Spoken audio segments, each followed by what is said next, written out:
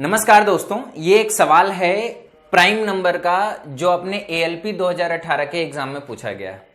अगर मैं बोलूं तो ये बच्चे तो छोड़ो 99% टीचर भी इस सवाल को सॉल्व नहीं कर पाएंगे। चलिए देखते हैं कि इस सवाल को हम लोग कैसे सॉल्व कर सकते हैं। कह रहा है कितने धनात्मक पूर्णांकों n के लिए n cube minus 8n square plus 20n minus 13 एक अभाज्य है। कह रहा है कि ये हमारा एक बड़ा सा नंबर लिखा हुआ है और ये हमारा बड़ा सा नंबर क्या होना चाहिए? अभाज्य। अभाज्य का मतलब होता है प्राइम। अब इसके लिए आपको देखो, अगर ये सवाल को सॉल्व करना है तो कितनी सारी बातें आपके दिमाग में होनी चाहिए, तभी आप ये सवाल सॉल्व कर पाओगे। पहली बात यह है कि ये एक हमारा क्यूबिक इक्वेशन है। आपको मालूम होना चाहिए कि क्यूबिक इक्वेशन को हम लोग कैसे सॉल्व करते हैं। बहुत सारे बच्चों को तो द्विघात समीकरण ही नहीं मालूम होता कि कैसे सॉल्व करेंगे। ये तो 3 घात की समीकरण है, कैसे सॉल्व करेंगे, ये एक बड़ा सा टास्क हो जाता है। उसके बाद में दूसरा ये कि बहुत सारे बच्चों को अभाज्य संख्याओं के बारे में नहीं मालूम होता। मैं तो बच्चों तो छोड़ो, मैंने बोला ना, टीचर को भी बहुत सारा अभाज्य संख्याओं से रिलेटेड सवाल का इंफॉर्मेशन नहीं रहता। बहुत सारे टीचर अभाज्य संख्याओं के सवाल लेकर ही नहीं आते। अगर मैं बात करूं तो जो भी हमारा प्राइम नंबर होता है, वो प्राइम नंबर का जो बेसिक प्रॉपर्टी होती है क्या होती है कि जो भी हमारा प्राइम होगा उसके 2 फैक्टर होंगे, 2 गुणनखंड होंगे। जैसे कोई भी नंबर ले लो, 2 है, 2 को आप कैसे लिख सकते हो? 1 गुणे 2 लिख सकते हो। मतलब इसमें 2 से भाग जाएगा और 1 से भाग जाएगा, इसके अलावा किसी भी नंबर से भाग नहीं जाएगा। इसी तरीके से 3 को अगर लिखोगे तो क्या लिखोगे? 1 गुणे 3, इसके अलावा लिख सकते हो? नहीं लिख सकते हो। अगर मैं 5 की बात करूं तो कैसे लिखोगे? 1 गुणे 5। अगर मैं 7 की बात करूं तो कैसे लिखोगे? 1 गुणे 7। मतलब जितने भी हमारे प्राइम नंबर होते हैं उनको आप 2 गुणनखंड के रूप में लिख सकते हो, और एक हमारा 1 होगा और दूसरा वो खुद नंबर होगा। कहने का मतलब यह है कि जो भी यहां पे नंबर होगा वो किस तरीके का नंबर हो रहा होगा? कुछ इस तरीके का नंबर बन रहा होगा। अब कह रहे हैं कि कितने धनात्मक पूर्णांक n के लिए, तो कई सारे बच्चे सोचेंगे सर n का मान रख के देख लो ना, सर 0 रख लो, 1 रख लो, 2 रख लो, 3 रख लो, लेकिन कितने सारे मान रख के देखोगे? अरे भाई अनंत मान होते हैं। धनात्मक कितने पूर्णांक होते हैं? अगर मैं धनात्मक पूर्णांकों की बात करूंगा तो 1 हो गया, 2 हो गया, 3 हो गया, 4 हो गया, 5 हो गया, 6 हो गया, 7 हो गया, 8 हो गया, ऐसे लेके हमारे कहां तक जाएंगे? अनंत तक जाएंगे। तो आप कितने सारे नंबर रख रख के चेक करोगे और कैसे मालूम चलेगा कि कौन सा नंबर है? मान लो हमने 1 रख के चेक किया, 1 आ गया, 2 रख के चेक किया, 2 आ गया, 3 रख के चेक किया, 3 आ गया, 4 रख के चेक किया, 4 आ गया। मान लो ऐसे मालूम चला। अब कैसे हम श्योर होंगे कि अब अगला नंबर नहीं आएगा? कैसे हमको मालूम चलेगा कि इसके अलावा और कोई नंबर नहीं हो सकता? नहीं मालूम चलेगा। तो ये हमारा जो मेथड है, इससे हम लोग सवाल को सॉल्व नहीं कर सकते। तो कैसे सॉल्व कर सकते हैं? ये जो बेसिक बात है, इस बात को पकड़ने की कोशिश करते हैं। देखो, जो भी हमारा 2 घात का समीकरण होता है उसके 2 फैक्टर होते हैं। जो 3 घात का समीकरण होता है उसके 3 फैक्टर होने चाहिए। या इसके अगर हम लोग सोल्यूशन की बात करें तो जनरली जो 3 घात का समीकरण होता है उसको सॉल्व करने का एक और मेथड होता है जिसको हम लोग बोलते हैं ट्रायल एंड एरर मेथड। अगर ये सवाल आपके एग्जाम में पूछा है तो डेफिनेटली ये सॉल्व होने के लिए ही दिया गया होगा। अगर सॉल्व होने के लिए दिया गया है तो ट्रायल एंड एरर मेथड में हम लोग क्या करते हैं कि n की छोटी छोटी वैल्यू, जैसे 0 हो गया, 1 हो गया, -1 हो गया, 2 हो गया, ऐसी वैल्यू रख के हम लोग चेक करते हैं। जैसे n का मान मैंने बोला 0 रख के चेक करते हैं, 1 रख के चेक करते हैं, 2 रख के चेक करते हैं, -1 रख के चेक करते हैं, -2 रख के चेक करते हैं, 3 रख के चेक करते हैं, -3। लेकिन यहां पे भी नहीं आते, पहले इधर ही छोटे छोटे नंबर्स को ही हम लोग रख के देखते हैं। अगर मैंने कहा कि n बराबर 0 रखने पर अगर ये हमारा नंबर क्या हो जाए? 0, तो इसका मतलब यह है कि 0 एक इसका क्या हो जाएगा? हल हो जाएगा। हम फिर n-0 मतलब n बाहर निकाल सकते हैं इस तरीके से। इसी तरीके से मैंने कहा जैसे 0 रखेंगे तो क्या आ रहा है? -13 आ रहा है। अगर 1 रखोगे तो ये 1 हो गया और ये 20 हो गया। कितना हो गया? 21 हो गया। और 13, 8 ये निगेटिव में कितना हो गया? 21 कट जाएगा। कहने का मतलब यह है कि n बराबर 1 रखने पर इसका जो मान है वो क्या हो जा रहा है? 0 हो जा रहा है। इसका मतलब यह है कि n-1 या n बराबर 1 इसका एक हल होगा और n-1 से भाग देने पर जो भी हमारा उत्तर आएगा, अगर इसमें हम n-1 से भाग देंगे तो पूरा का पूरा भाग चला जाएगा। या आप ये कह सकते हो कि n-1 इसका एक गुणनखंड होगा, फैक्टर होगा। तो भाई n-1 इसमें बनाना पड़ेगा। कैसे बनाओगे? देखो मेरी बात को बड़े ध्यान से समझना। हमको क्या चाहिए? n-1। यहां पे क्या है? n cube. तो मैंने कहा इसके बगल में n स्क्वायर बना लो। इससे क्या फायदा मिलेगा कि जब भी हम लोग n स्क्वायर कॉमन ले लेंगे क्या मिल जाएगा? n-1 मिल जाएगा। ठीक। अब यहां पर हमारा क्या है?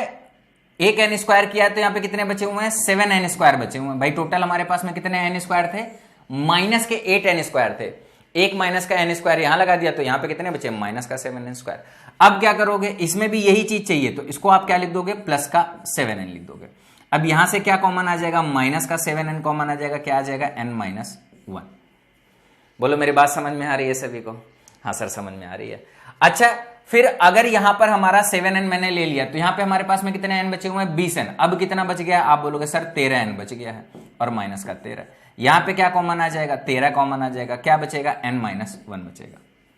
अगर अगले स्टेप में देखोगे तो सभी में n-1 है, आप क्या निकालोगे, बाहर निकालोगे, n-1 हमारा बाहर आ गया।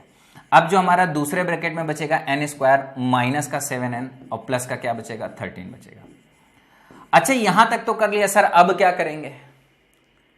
अब मेरे को साफ साफ नजर आ रहा है कि ये एक नंबर है और साफ साफ नजर आ रहा है कि ये नंबर में दो चीजों का आपस में क्या हो रहा है, गुणा हो रहा है। तो भाई एक ये गुणनखंड हो गया, एक ये गुणनखंड हो गया। अच्छा इसके दो गुणनखंड हो गए तो यार ये तो हमको भी मालूम है कि प्राइम नंबर में दो गुणनखंड होते हैं, लेकिन प्राइम नंबर में दो गुणनखंड जो होते हैं ना, उसमें एक गुणनखंड तो हमको हमेशा मालूम है, चाहे नंबर ये हो, चाहे नंबर ये हो, चाहे नंबर ये हो, चाहे नंबर ये हो, एक गुणनखंड तो हमेशा क्या आएगा, एक आएगा। एक गुणनखंड हमेशा क्या आएगा, एक आएगा। तो मैंने कहा अब हमारे पास में दो गुणनखंड है, एक ये है एक ये है। केस ये हो सकता है कि इसका मान हमारा एक हो सकता है, भाई ऐसा हो सकता है कि ये हमारा एक बन जाए और ये हमारा क्या बन जाए, नंबर बन जाए।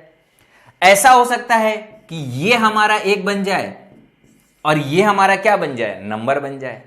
तो हमने कहा चलो एक एक करके केस ले लेते हैं। पहले इसको केस लेते हैं कि ये हमारा क्या बन जाए, एक बन जाए और ये हमारा क्या बन जाए, नंबर बन जाए। मैंने कहा इसको अगर एक बनाना है तो क्या करोगे, n-1 को एक बनाना है तो n-1 की वैल्यू एक के बराबर, मतलब n की वैल्यू किसके बराबर, 2 के बराबर।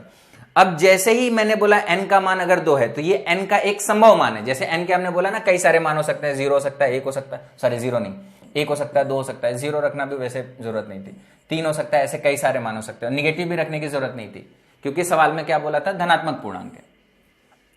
तो 1 2 3 ऐसे कई सारे नंबर हो सकते हैं। अभी हमको ये मालूम चला कि n का एक मान 2 रखने पर एक गुणनखंड एक आ रहा है, लेकिन कंडीशन क्या है कि भाई ये नंबर प्राइम होना चाहिए। अच्छा ये तो एक बन गया, ये भी तो चेक करना पड़ेगा क्या ये प्राइम बनना है कि नहीं। चलो भाई n का मान 2 रखोगे तो ये क्या आ जाएगा, 4 माइनस 14 और प्लस क्या आ जाएगा, 13 आ जाएगा। 13 4 सॉरी यहां पे कितना आ जाएगा, माइनस 14 और प्लस का क्या आ जाएगा, 13। 13 4 17, 17 में से 14 जाएगा, कितना आ जाएगा, 3 आ जाएगा। कहने का मतलब ये जो नंबर हो गया वो हमारा क्या हो गया, 1 गुणे 3 हो गया। और 1 गुणे 3 का मतलब क्या हो गया, 3 हो गया। क्या 3 प्राइम होता है, हाँ सर 3 प्राइम होता है। कहने का मतलब एक n का मान तो हमको मालूम चल गया कि एक n का मान कितना आ जाएगा, 2 आ जाएगा। अच्छा अगर एक n का मान 2 आ गया तो मतलब हमको एक n की वैल्यू मालूम चल गई, किससे, जब हमारा ये 1 के बराबर है। इसी तरीके से अगर हम इसको एक ले लें, किसको एक ले लें, इसको एक ले लें, मतलब n² माइनस का 7n और प्लस का 13, ये किसके बराबर है, 1 के बराबर है। अब देखो ये हमारा क्या बन गया, द्विघात समीकरण। तो यहां से n के कितने मान निकलेंगे, 2। ये इधर आएगा, कितना हो जाएगा, n² माइनस का 7n प्लस का 12 इज इक्वल टू 0। तो ये हमारा क्या बन गया, द्विघात समीकरण। द्विघात समीकरण को कैसे हल करते हैं, जो ये नंबर है इसको 2 पार्ट में तोड़ते हैं, इनका गुणा इसके बराबर होना चाहिए। तो मैंने कहा 4 और माइनस का 3, और जो साइन होता है अगर n का मान निकालना है तो हमको क्या करना है, साइन चेंज कर देना। ये 4 हो जाएगा और ये 3 हो जाएगा। मतलब एक n का मान हमारा यहां पर आया था और 2 n के मान हमारे कहां पर आ गए, यहां पर आ गए। लेकिन फिर से सावधान, ये 2 n के मान तो आए हैं, लेकिन क्या इन n के लिए ये 1 के बराबर है, तो क्या ये प्राइम नंबर के बराबर है। चलो भाई रखते हैं। जैसे बोलोगे n का मान 3 यहां पे रखोगे तो 3 माइनस 1 हमारा कितना आ जाएगा, 2 आ जाएगा। और इधर तो ऑलरेडी हमने तो इसको किस लिए सॉल्व किया कि ये 1 के बराबर है। जब इसको 1 रखा है तभी तो n के 2 मान आ रहे, 4 और 3, मतलब चाहे n का मान 4 रखो चाहे 3, ये हमें हमेशा क्या बनेगा, 1 बन जाएगा। मतलब ये ऑलरेडी हमारा क्या है, 1। तो 2 गुणे 1, क्या 2 गुणे 1 हमारा प्राइम होता है, हाँ सर ये भी हमारा प्राइम है।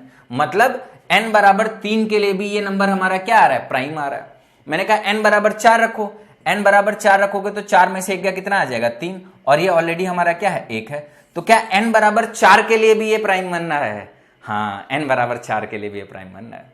क्या इसके अलावा कोई केस दिख रहा है आपको, नहीं सर अब तो पूरा सॉल्व कर लिया भाई, या तो ये 1 बनेगा या तो ये 1 बनेगा।